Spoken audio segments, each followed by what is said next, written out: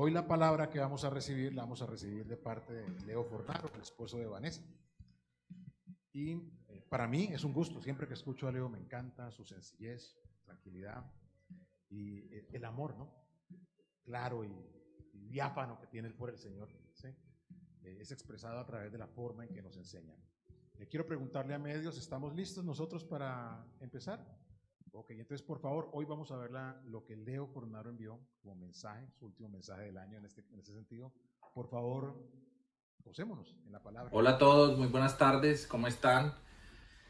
Hoy nos encontramos de esta forma virtual.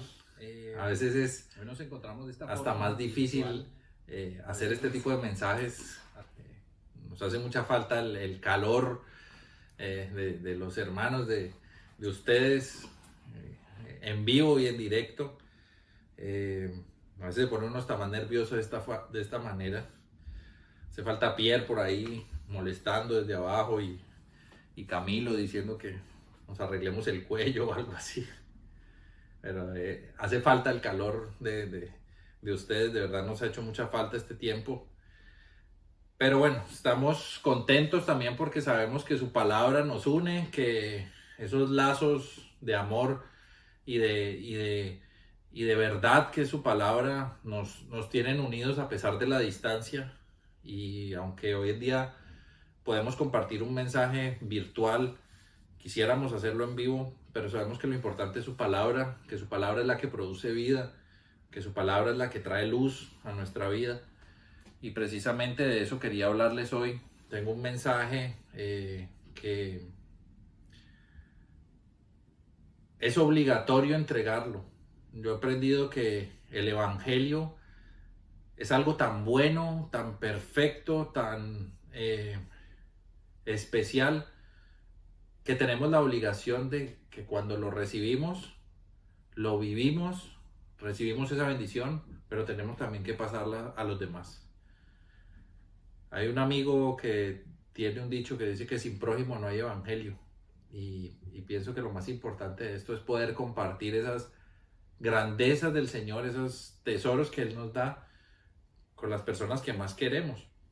Así que hoy quiero compartir con ustedes algo que he estado leyendo, algo que el Señor me ha regalado para este tiempo y que espero que sea Él específicamente abriendo el corazón de ustedes y el mío.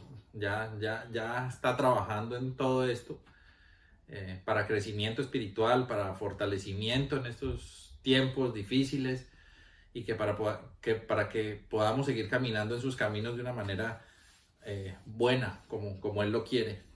Así que, Señor Jesús, yo te doy gracias esta tarde, Señor, por toda la congregación, Señor, por nuestros amados hermanos.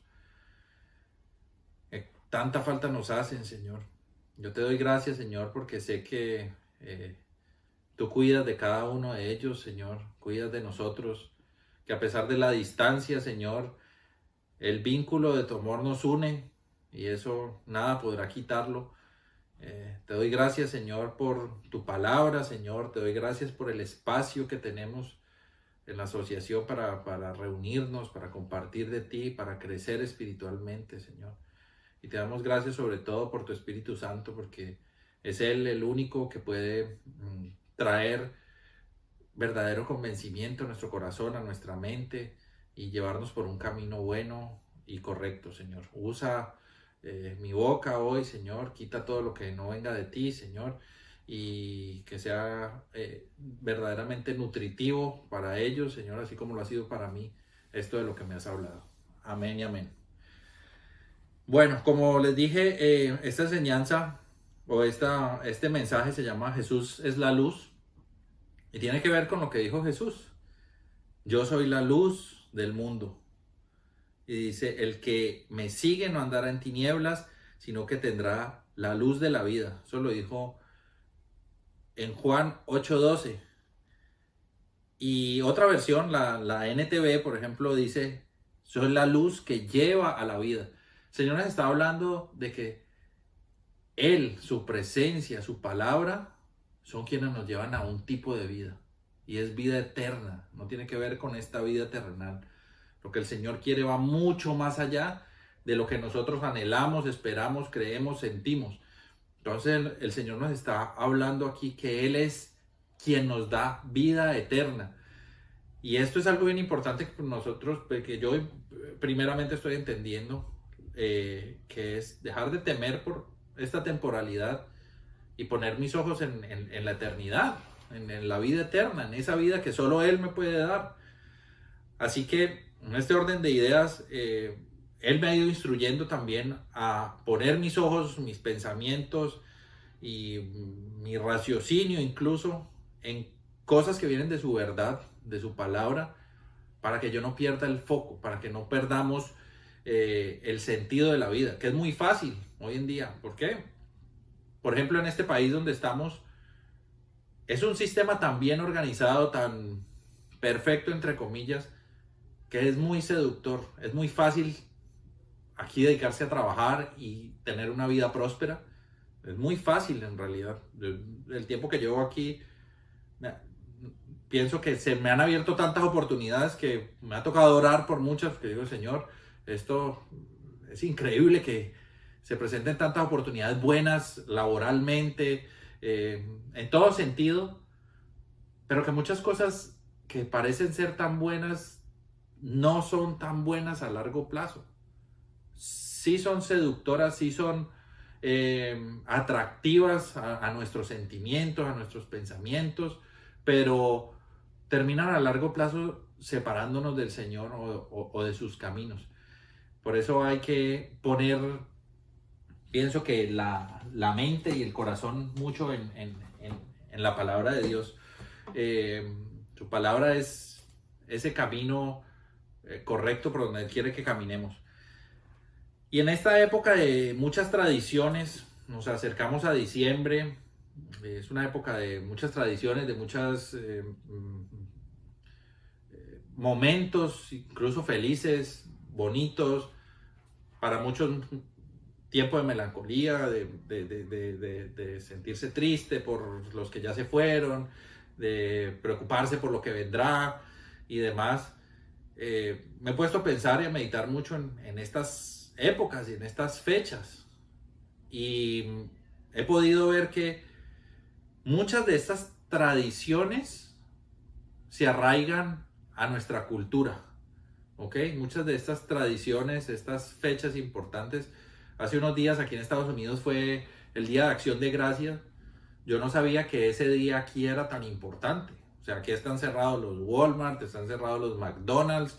Ese día no abre nada. Yo creo que es el día más importante en Estados Unidos, más que el 25 o el 24 de diciembre, como puede ser para nosotros. La gente aquí muy pendiente de estar en su casa, de hacer algo familiar, y son tradiciones no necesariamente malas, es una buena tradición, es algo que culturalmente los niños aquí saben que Acción de Gracias le pasa en la casa, que se come el pavo, que le agradecen a Dios, a muchos a la vida, a otros a la naturaleza, pero es un día de dar gracias por todo. Y es bonito, como tradición es bonito. Como les dije, hace algunos días lo vivimos. Yo la primera vez que celebro un día de Acción de Gracias, que vivo dentro de una cultura un día de Acción de Gracias. Y como les dije, no está mal, pero, perdón, pero sí me pregunto qué tanta importancia le damos nosotros a las tradiciones celestiales y qué tanta importancia le damos nosotros a las tradiciones terrenales, no queriendo poner unas en contra de las otras, porque muchas son bien intencionadas, son bonitas. Este es un tiempo de familia, este es un tiempo de luces, este es un tiempo de alegría, este es un tiempo de reencuentros, este es un tiempo de regalos, este es un tiempo de empezar o de terminar cosas que ya queríamos terminar, y está bien. Lo que yo siempre digo, muchas de las cosas hechas con buenas intenciones nos llevan a grandes errores. No es el caso de esto, pero muchas cosas bien intencionadas nos llevan a cometer grandes errores. Lo que tenemos que empezar a buscar nosotros en nuestra vida son cosas que vengan directamente de Dios, porque las cosas que vienen directamente de Dios pueda que no sean tan agradables a nuestros sentidos físicos, pero estoy seguro que son perfectas, Así que de lo que hoy quiero hablarles es de una historia que encontramos en un libro histórico que se llama Los Macabeos, y es la historia, no sé si alguno recuerda, la historia de una familia de muchachos que vivieron en una época muy difícil en Jerusalén.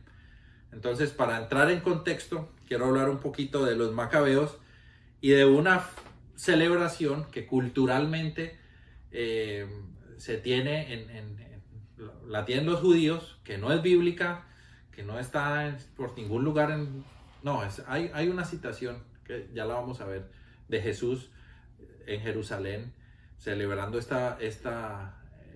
este momento. Se llama Hanukkah, o la fiesta de la rededicación del templo, y quiero meterlos en este contexto y contarles esta historia, y ya vamos a ir resolviendo muchas dudas. Entonces, la familia de los Macabeos. Esta era una familia de un sacerdote. Esto sucede en la época intertestamentaria. Ustedes se acuerdan que hubo 400 años de silencio del Señor. Durante esos 400 años hubo un intento humano por guardar la palabra de Dios de una manera fiel y verdadera, porque el Señor hizo silencio. Y de ahí sale el judaísmo y todas estas cosas que pusieron cargas más grandes de las que podían llevar. Y esa era una de las quejas más grandes de Jesús contra los fariseos y del mismo Pablo, mostrando que muchas de esas tradiciones humanas eran imposibles de cumplir. Así que durante este tiempo se fue creando una religiosidad. Pero contemporáneamente hubo otro proceso, que es del que quiero hablar hoy, que tiene que ver con la introducción o la entrada de una cultura diferente al mundo judío, al mundo israelita. Y ustedes se acuerdan que en este periodo el imperio griego fue quien tomó posesión militar, política y demás en la zona de Jerusalén, en la zona de Judea y Samaria y bueno, toda esta parte donde es hoy actualmente Israel. ¿Qué pasó? Que los griegos tuvieron una influencia tan grande en la cultura, y a eso se le llamó helenización, que de alguna manera se fue diluyendo la cultura judía, hebrea, la cultura de Dios, con la cultura fue tomando un tinte muy griego. Y en esos 400 años, pues se perdieron muchas de las tradiciones bíblicas, muchas de las enseñanzas de Dios. Muchos de los judíos empezaron a raparse la cabeza como lo hacían los griegos. Muchos empezaron a pensar como pensaban los griegos. Muchos empezaron a juntar las cosas de Dios con las cosas del hombre. Muchos empezaron a juntar la política con el sacerdocio, y de ahí nacen los saduceos también. Digamos que ese fue un periodo hostil para el pueblo de Dios, porque llegó un enemigo sutil, un enemigo que se acomodó con ellos, un enemigo que vivió con ellos, un enemigo que empezó a compartir con ellos. Y eso nos pasa a nosotros humanamente todos los días. Si ustedes se acuestan, viven, comparten con una persona de otro lugar, tarde o temprano empiezan a hablar como esa persona, cogen el acento de esa persona, algunos de los hábitos de esa persona se vuelven hábitos de ustedes. Nos pasa con un matrimonio. Empezamos de alguna manera a compartir tanto, a estar tanto tiempo juntos, que nos mezclamos. Y no digo que esté mal, está bien bajo el contexto de Dios. Pero en este caso, en esta época, esas dos culturas se mezclaron y detrás de todo esto hay, o pienso yo que hay una intención por fuera del propósito del Señor. Y esa intención era claramente que se perdieran las tradiciones del Señor para instaurar o traer tradiciones que al Señor no le agradaban. ¿Ok? Entonces, en este momento de helenización en esta zona, vemos como el intento humano por guardar la palabra creó de religiosidad. Otros sí fueron asumidos o fueron metidos en esta cultura griega, o sea que se perdió mucho de aquellos. Y pienso que siempre un remanente pequeño es fiel a la verdad de Dios y no cae ni en la religiosidad ni en la tibieza. Y hoy vamos a hablar un poquito de eso porque ese mismo movimiento que se vivió en esa época intertestamentaria, yo estoy seguro que lo estamos empezando a vivir ahora también, en donde se está mezclando mucha cosa del mundo con mucha cosa divina. Y esto al Señor no le agrada. Estoy seguro que no le agrada porque por muchas cosas que hemos visto en la palabra. Muchas cosas nos muestran que el Señor es celoso, que el Señor, su palabra es y nunca pasará. Lo que dijo se cumple, como dijo es. Así que hoy nos hemos acostumbrado a mezclar muchas cosas paganas, muchas cosas del mundo con muchas cosas santas. Y estamos creando una abominación. Así que vamos a hablar hoy de este momento histórico específicamente. Y este mensaje que damos hoy es un mensaje histórico, pero también es profético. Así no esté dentro de uno de los libros que tenemos en nuestra Biblia normalmente. Como les dije, Macabeos es un libro deuterocanónico y yo quiero también hoy hablar de esos libros porque aunque esos libros son considerados no inspirados por el Espíritu Santo, sino que son libros históricos, pues yo les digo, preferible que leamos el libro de los Macabeos en esta época a que leamos las novelas de Harry Potter o otras cosas. Pero es que hemos tildado esos libros como si fueran libros diabólicos, libros extraños, y son libros históricos, como leer Josefo y esos otros libros que nos enseñan cosas de historia. Así que yo los invito a que en esta época puedan leer esos dos libros y podamos salir de aquella religiosidad que nos dice, no, son deuterocanónicos, yo no voy a leer eso no tiene nada que ver con la Biblia.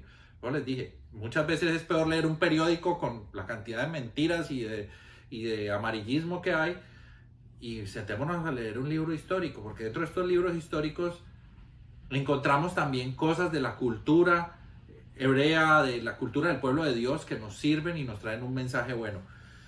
Como les dije, es un mensaje profético e histórico, pero yo quiero que en Daniel leamos un poquito sobre esta situación. Se llama la abominación desoladora, y esto está en Daniel 8, y voy a leer del 11 al 1, del 11 al 12, del 11 al 12, y aquí está, y dice así.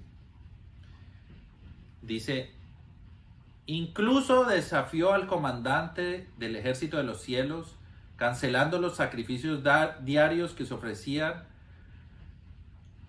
al comandante y destruyendo su templo. No se le permitió al ejército de los cielos responder a esta rebelión, así que se detuvieron los sacrificios diarios y la verdad fue derrocada. El cuerno tuvo éxito en todo lo que hizo. Aquí están hablando de un hombre pagano al cual se le permite entrar al templo, el lugar más santo de Dios, y derrocar la verdad. Este hombre del que habla Daniel es muy probablemente el anticristo. Y ese anticristo va a llegar, va a entrar al lugar más santo y va a profanar ese templo. Va a poner ahí sacrificios desagradables a Dios. Esto nos lo dice Daniel históricamente. Muchos dicen, eso tuvo cumplimiento cuando los macabeos. Entonces ese era el rey en aquella época, se llamaba Antíoco Epífanes. Epífanes quiere decir como Dios, Dios manifiesto. Y todos dicen, no, eso ya tuvo cumplimiento ahí. Pero no, lo que nos muestran los macabeos y la época de los macabeos es que sí, ese hombre, Antíoco Epífanes, también hizo lo mismo. Entró al lugar santo, hizo sacrificios horribles en ese lugar e intentó borrar la cultura de Dios del pueblo. Pero no era eso a lo que se refería Daniel. ¿Por qué no?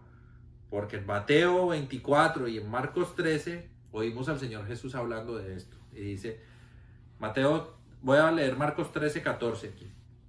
Pero cuando veáis la abominación desoladora, miren, de la que habló el profeta Daniel, quiere decir que no era lo que sucedió en los macabeos, puesta donde no debe estar, el que lee que entienda, dice entre paréntesis. Entonces los que estén en Judea huyan a los montes. Y después nos habla de tribulación, de persecución, de que se va a oscurecer el mundo, de... Síganse leyendo ese capítulo, Mateo 13 y Marcos 13, perdón, y Mateo 24, que nos hablan mucho de los últimos tiempos y de este movimiento del que estamos hablando hoy, que primero es sutil, nos va metiendo en esa onda, en esa cultura que es muy diferente a la cultura de Dios, y llega un momento en el que nos va a justiciar, ¿ok? Entonces, esto de lo que vamos a hablar hoy es sombra, es proféticamente algo que va a pasar, pero no son solo malas noticias, y ya vamos a ver por qué. Ténganme paciencia, ustedes saben que me gusta de pronto meterme en estos temas históricos y a veces dan sueño. Espero que nadie ya se esté durmiendo. A veces dan sueño, pero así como me los entrega el Señor, quiero entregárselos a ustedes. Y intento hacerlo de la manera más fácil posible, porque hay mucha información en esto, pero pues espero que sea el Espíritu Santo, de verdad, que me ayude, porque a veces es difícil de cogerle el hilo a esto. Pero entonces no nos perdamos. Daniel profetizó que un hombre iba a llegar, iba a profanar el lugar más santo de Dios y de alguna manera iba a destruir el pueblo del Señor.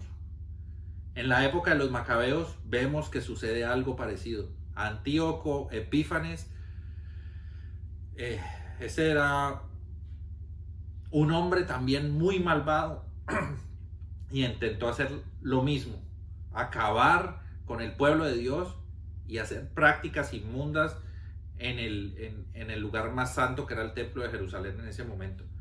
Y Jesús nos dice que pasará algo igual, pero mucho más grande, en un futuro no muy lejano, creo yo, en donde un hombre también, en este caso el anticristo, entrará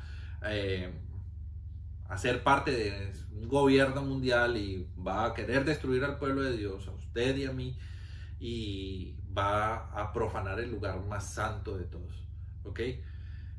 Esto es histórico, profético y también muy personal, porque se está hablando del templo o del lugar más santo donde habitaba el Señor, pero el lugar más santo personalmente donde habita el Señor es nuestro corazón. Entonces la pregunta es, ¿qué hay hoy en nuestra vida que está profanando nuestro corazón, que le quitó el puesto a la santidad de Dios? ¿Qué hay hoy en nuestra vida que está molestando la presencia de Dios en este lugar que tiene que estar limpio, puro y mejor dicho, caminando con la verdad de su palabra? Entonces, como les digo, es algo también que se puede traducir a lo más personal, ¿ok? Segunda de Tesalonicenses 2 del 3 al 8, aquí Pablo nos habla de uno que se sienta en el templo de Dios como si fuera Dios, haciéndose pasar por Dios. Así que Jesús y Pablo nos confirman que ese anticristo del que hablaba Daniel no era Antíoco Epífanes en la época de los macabeos. Pero dentro de esa historia de los macabeos, que como les digo no está dentro del canon bíblico, hay un mensaje muy lindo y es con el que quiero compartir hoy con ustedes.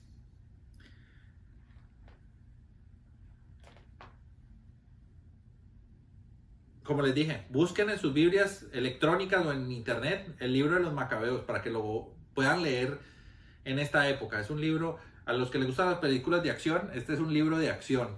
Es un libro, a mí me ha parecido espectacular. Entonces les pido que si pueden leérselo, se lo lean y puedan gozarse así como yo me gocé también leyéndolo. Hay muchas cosas fuertes aquí, diferente a toda la narrativa bíblica que nosotros conocemos, pero les voy a leer algunos pasajes hoy. Bueno, Primera de Macabeos del 1:62 al 63. Dice, sin embargo, muchos israelitas se mantuvieron firmes y tuvieron el valor de no comer alimentos impuros. Prefirieron la muerte antes que mancharse con esos alimentos y quebrantar la santa alianza, y por eso murieron.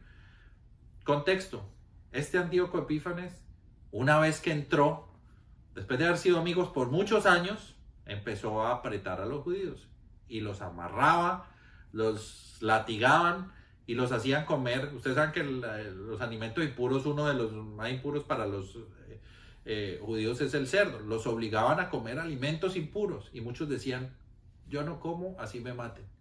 Y muchos murieron. Vemos mártires por no comerse un chicharroncito. Pero yo lo que no quiero es que veamos esto como algo religioso, sino que veamos la radicalidad con la que la gente seguía la palabra del Señor en aquel momento. Muchos murieron, pero una gran cantidad también, como les dije hace un rato, fueron asimilados por esta cultura griega. Entonces para muchos ya era normal, era normal ver incluso orgías en el templo, porque nos lo cuenta este libro. Muchos hacían sacrificios de animales que nunca en la vida habían entrado al templo, y este señor obligaba a sacerdotes a que quemaran inciensos raros, a que hicieran cosas inmundas, a que practicaran actos sexuales incluso en los atrios del templo sagrado de Dios. Y para muchos judíos eso se volvió normal. ¿Para cuántos de nosotros hoy es normal lo anormal? ¿Para cuántos de nosotros hoy es ya normal ver cosas que hace 30 o 40 años nuestros abuelos nos hubieran dado una bofetada por hablarlas, por decirlas, por escucharlas? Y les estoy hablando de canciones, novelas, películas, conversaciones, orientaciones y demás. En muy poco tiempo, la cultura del mundo nos ha ganado mucha ventaja. Y nos hemos ido acostumbrando, nos hemos ido adormeciendo, nos hemos ido diluyendo de ese tinte que no tiene nada que ver con el tinte de Dios. Y el mensaje para mí fue muy fuerte, porque cuando empiezo a leer la historia de estos hombres, veo una familia, específicamente se llamaba Matatías y sus hijos. Sus hijos eran Juan, Simón, Judas, Eleazar y Jonatán. Y Matatías era un sacerdote. Y vamos a ver qué dice Macabeos de este hombre. Dice, aunque todas las naciones que están bajo el dominio del rey obedezcan y abandonen el culto de sus propios antepasados para someterse a sus órdenes, dice Matatías, yo, mis hijos y mis hermanos nos mantendremos fieles a la alianza de nuestros padres. El cielo nos libre de abandonar la ley y sus preceptos. Nosotros no acataremos las órdenes del rey, desviándonos de nuestro culto ni a derecha ni a izquierda. Este fue un viejito que dijo, pues, yo no sé ustedes, pero mis hijos y mis hermanos no vamos a aceptar esto. Y no vamos a permitir que nos cambien lo que el Señor nos ha dado. Y gracias a estos hombres, hoy en día tenemos esto. Gracias a estos hombres, hoy en día tenemos la palabra. Tenemos lo que el Señor nos ha entregado para caminar dentro de la luz. Así que vamos a ver qué más nos dice la palabra de Macabeos. Dice, el Señor, el sucesor de Matatías fue su hijo Judas, llamado el Macabeo, que quería decir martillo. Dice, todos sus hermanos y los que lo habían seguido le prestaron apoyo a él, combatieron con entusiasmo por Israel Él extendió la gloria de su pueblo y se revistió de la coraza como un héroe. Se ciñó sus armas de guerra y libró batallas protegiendo al ejército con su espada. Y cuando yo veía a Judas Macabeo, veía también una imagen profética de Jesús.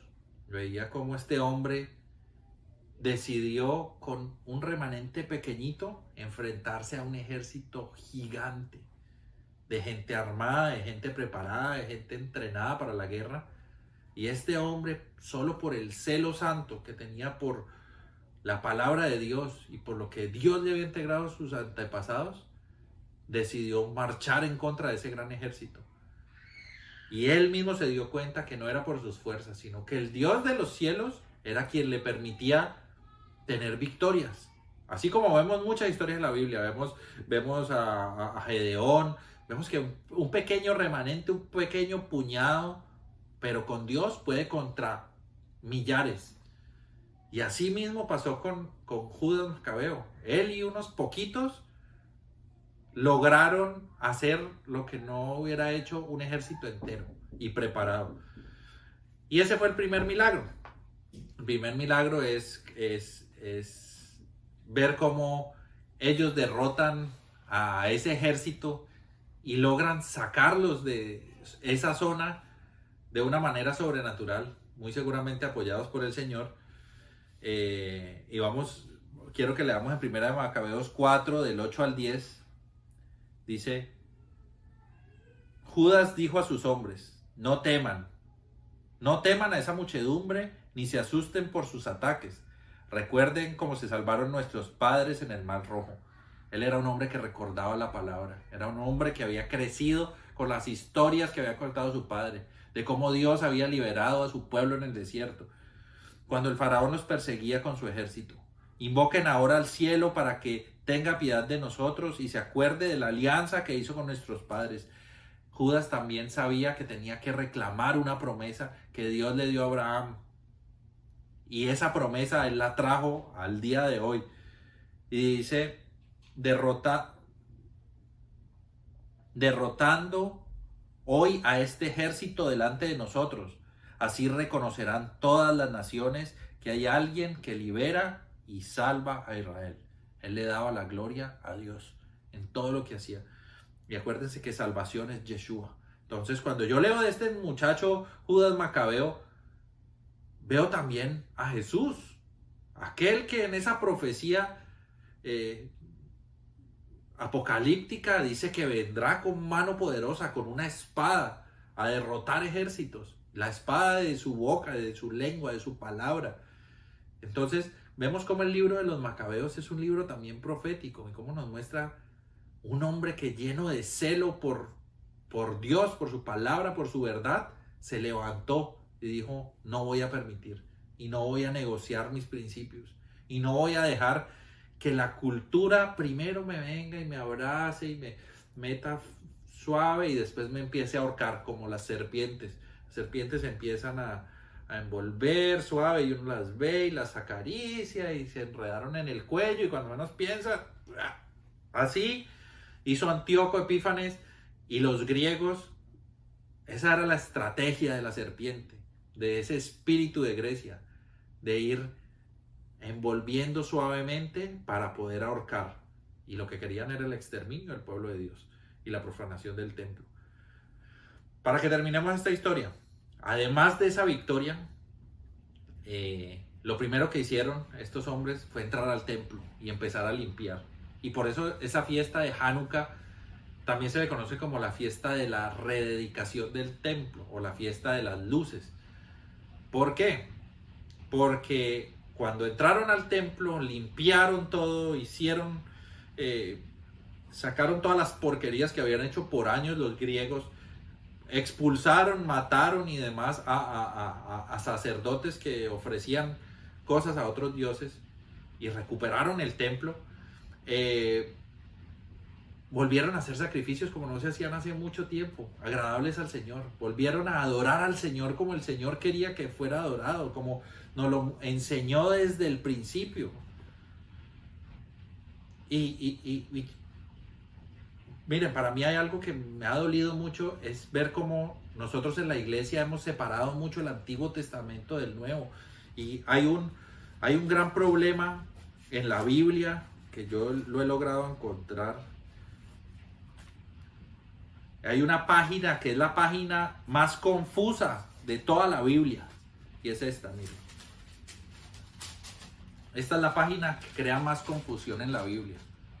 La que separa el Antiguo del Nuevo Testamento. Yo prefiero hacer esto. Esta paginita deberíamos todos botarla. Porque todo lo que está en el Antiguo Testamento es el fundamento de lo que habló Jesús y de lo que sucederá en un futuro. No hay nada en el Antiguo Testamento opuesto a lo que Jesús dijo. Así que estos hombres, los macabeos, estaban reclamando esto. Estaban buscando la manera de preservar lo que el Señor les había dado. Y ese celo santo permitió que el templo fuera rededicado. El segundo milagro que se celebra es que ellos tenían aceite para prender la menorá. Ustedes se acuerdan que estaba ese candelabro en el templo solo para un día. Pero el milagro que se celebra en esta época, y por eso se le llama la fiesta de las luces también, es que con el aceite que debía permanecer un día prendida, duró 8 días. Duró una semana completa y un poquito más. Y durante toda esa semana ellos celebraron y se alegraron y festejaron que el templo y su santidad había vuelto a su normal funcionamiento, digamos. Y hasta el día de hoy, los judíos celebran esa fiesta que se llama Hanukkah. Entonces prenden su candelabro y recuerdan. Es para ellos conmemoración como de un día de independencia, en el que lograron deshacerse de la influencia griega y con mano poderosa el Señor usó a poquitos y los libertó de esa influencia mala. ¿Y a qué va todo este mensaje? A que en esta época nosotros podamos, en esta época de tradiciones, esta época de Navidad que se acerca, podamos nosotros enfocarnos verdaderamente en las cosas de Dios. Yo sé que tradicionalmente esta época la vemos para celebrar. Muchos ya hemos caído en cuenta que es tiempo de compartir con familia, que es tiempo de hacer una cena, de hablar del Señor, de dar gracias, de cambiar muchas cosas, y está bien. Muchos siguen confundiendo la Navidad con la feria de Cali, la rumba, las vacaciones. Es de tiempo, es de tiempo. Hemos estado inmersos por muchos años dentro de una cultura diabólica, mundana, que ha querido borrar y diluir lo verdadero de la palabra, el verdadero sentido de las cosas de Dios. Y pues para que no me malinterpreten, yo no tengo nada en contra de la Navidad, ni de la acción de gracias, ni de estas cosas. Lo que el Señor sí me decía es, yo quiero que lo que te he dado aquí, en la palabra, sea primero. Que yo pueda esforzarme en vivir lo que aquí está primero. Está bien celebrar Navidad con mi familia, comernos algo aquí juntos, darle gracias al Señor, está bien. Pero hay fechas bien importantes en la palabra, bien importantes en la palabra, bien importantes porque el Señor, como buen padre, nos aconseja de seguirlas, de recordarlas, porque dentro de esas fechas hay mensajes proféticos, hay mensajes buenos para nuestra vida, hay consejos de nuestro Padre amado. Así que yo personalmente me he esforzado por enseñarle a mis hijos no tradiciones judías, porque no tienen nada que ver con judaísmo. Ya les expliqué que el judaísmo nació como respuesta humana a lo que se estaba perdiendo. No tiene nada que ver con esto. No tiene nada que ver con religiosidad. Hay cosas bien importantes que el Señor nos muestra en su palabra que nos llevan a una verdad y a poder ver claramente a Jesús. Y no solo verlo, reflejarlo. ¿Saben por qué? Porque Jesús es la luz. La luz que tiene que alumbrar en esta época en nuestras casas no es la luz del arbolito y las que ponemos en las guirnaldas afuera en las calles. La luz que tiene que reflejar nuestras casas ahora es la santidad, es el querer obedecerlo, es el querer caminar. Créanme que eso el mundo espiritual lo ve. Un demonio puede pasar por enfrente de mi casa y puede estar llena de luces, las luces más bonitas, y se va a morir de la risa. Pero la luz que necesitamos reflejar, que nuestra casa alumbre en el mundo espiritual, es la luz de la santidad, así como lo hizo Judas Macabeo y su familia, dispuestos a morir incluso por la palabra. Y esto no es fanatismo. Yo no estoy hablando de fanatismo. Estoy hablando de una convicción tan grande de que el mundo venidero, que la vida eterna, así como dijo Jesús al principio, yo soy la luz del mundo. Y el que me sigue no andará en tinieblas, sino que tendrá la luz de la vida. Es como si viéramos al final del túnel. Esa luz de vida es por la que tenemos que caminar, es la luz que tenemos que seguir. ¿Quién nos la muestra? La palabra y el Espíritu juntos.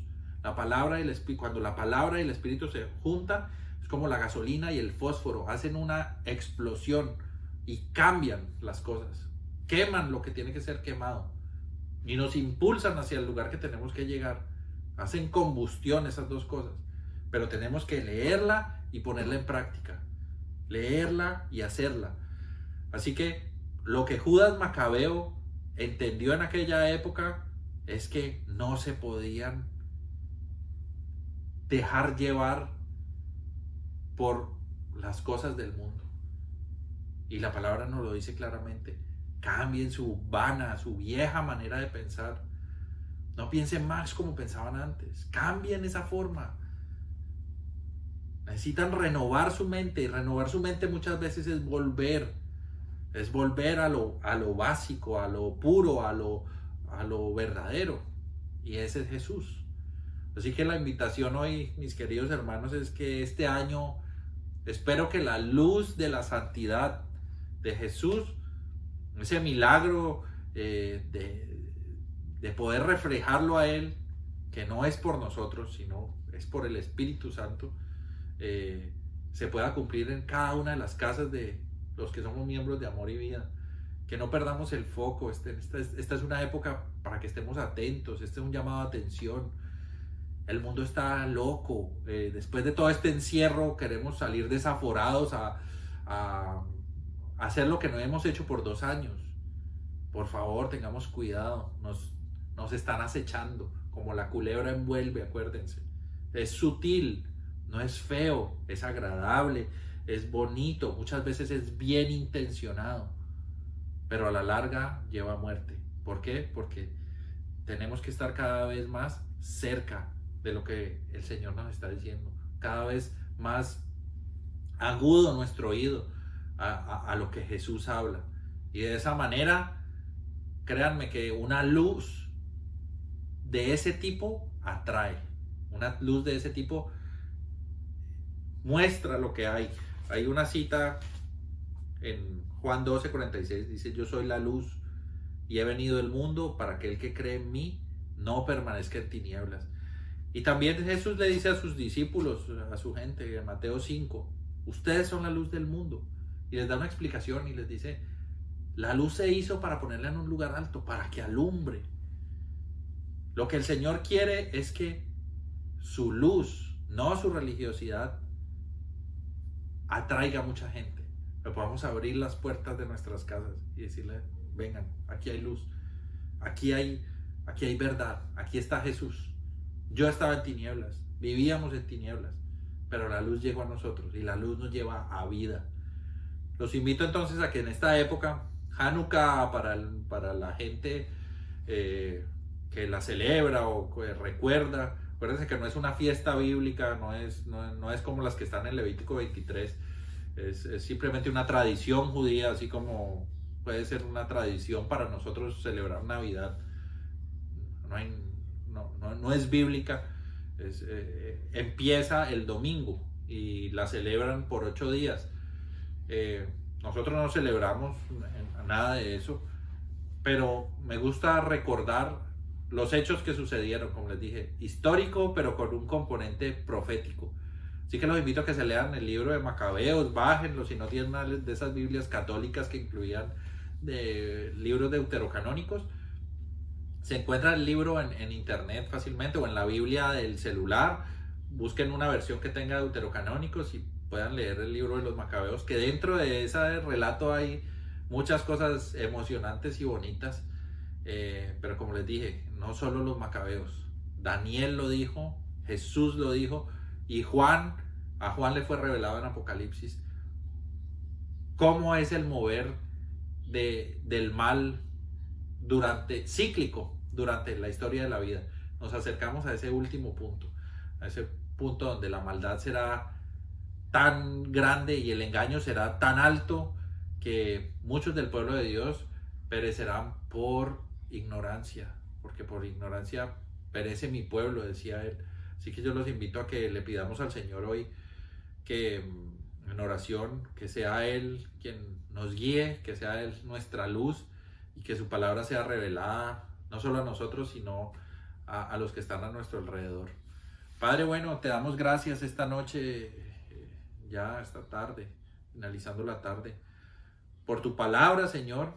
Yo te pido que esas tradiciones humanas, Señor, en las que hemos caminado durante muchos años, no diluyan la verdad de tu palabra, Señor, sino que podamos nosotros alumbrar como tú quieres que alumbremos. No con cosas físicas, Señor, ni con simbolismos. Yo personalmente quiero alumbrar con tu verdad, Señor, con tu santidad. Yo, Señor, te pido que, así como lo has entregado a mí en mi corazón, Señor, yo no quiero convencer ni cambiar a nadie. Yo simplemente quiero que tu Espíritu Santo hable al corazón de cada uno y se lleve de hoy que la santidad, ese celo por tu palabra, ese celo por tu verdad, es la luz que tenemos que reflejar. Ese eres tú mismo, Señor, porque tú eres la palabra hecha hombre. Y yo te bendigo en esta noche y te doy gracias porque tú nos has acompañado, incluso en medio de tanta oscuridad. Y te pedimos que en este tiempo que la oscuridad se vuelve más densa, sea también tu palabra más brillante, Señor, porque donde abunda el pecado, yo quiero que sobreabunde tu gracia, Señor, y a eso te pido para nosotros aquí en Amor y Vida, que seas tú llenándonos cada vez más, Señor, que seas tú instruyéndonos, que seas tú mostrándonos el camino, que seas tú permitiéndonos alumbrar a aquellos cercanos que amamos, que están todavía en tinieblas, Señor. Con amor hoy te oramos, Padre bueno, y te bendecimos. Amén y amén. Un abrazo para todos. Ahí los dejo con el resto del equipo y espero poderlos ver pronto. Dios los bendiga. Chao.